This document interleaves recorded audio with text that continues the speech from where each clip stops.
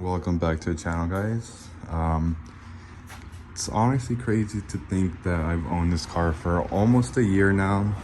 Got this car November 25th, I believe, 2021, and now it's towards the middle of September, and it's that time of the year. Usually I recommend changing out your cabin filter at least every year, depending on where you live.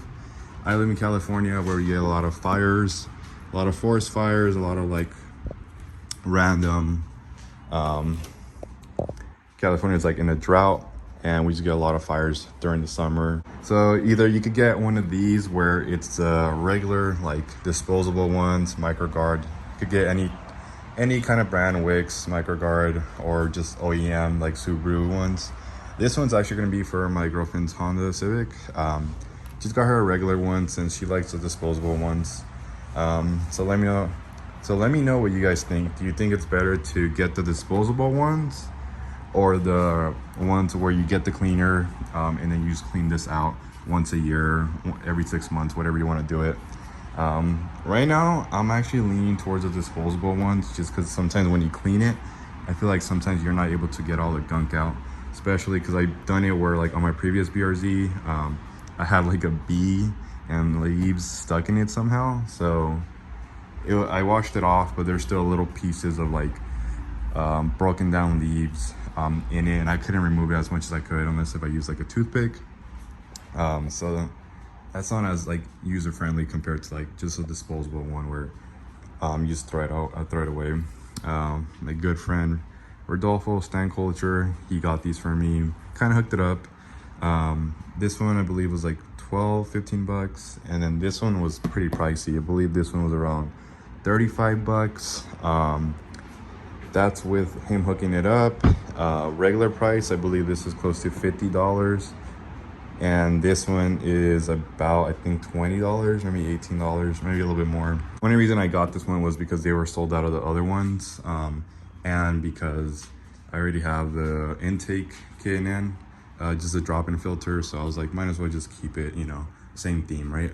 Once you have the glove box open, all you're gonna do is pop this part inwards on both sides. So it's gonna go like this, and you can see this part right here pops inwards, and there we go. And I could tell you guys, since I owned the previous generation, Subaru solved the issue with this. They actually put Velcro right here with a little bit of like soft carpet, even right here as well. Previous generation did not have this little add-ons, so it would always just scrape. So that's a cool add-on.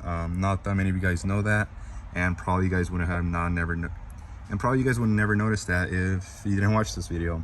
Subaru spent the extra time adding these little pieces. And then you also have your TPMS light right here that you reset. But right over here behind everything, you can see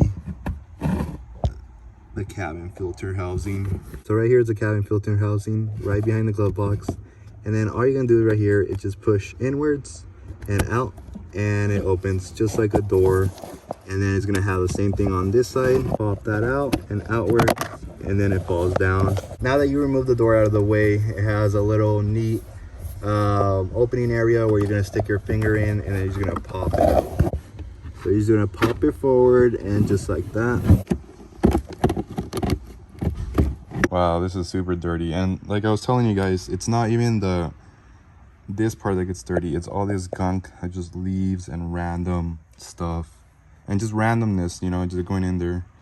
Luckily there is no bees this time, or mosquitoes. So one thing you could do, maybe if you change this once a year, every 2 months, every 3 months, just go in and just dust this off, just so you could get rid of this, and then just put it back if you don't want to, you know, spend extra money.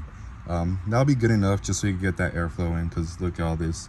Basically every single layer has some type of debris in it. And what's cool, that K&N actually provides instructions on how to install it. Doesn't show you the exact car, but it's basically telling you how to do it. So you can follow this, or you can just watch my video, whatever you want to do. But this is a new filter. You can see it's super clean. You can see that it's super clean, no dust, and it's still oiled, so be careful with that. And then this is the old one.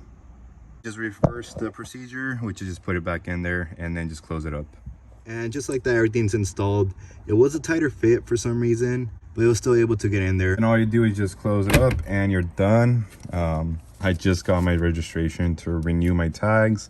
If you guys are curious to know what that is, I'll tell you guys in the next video. Just wanted to make this video super easy and simple and short to show you guys how to change the cabin filter in case you guys didn't know, or in case you guys just wanted to know where it was located on this car for the BRZ and GR86 platform.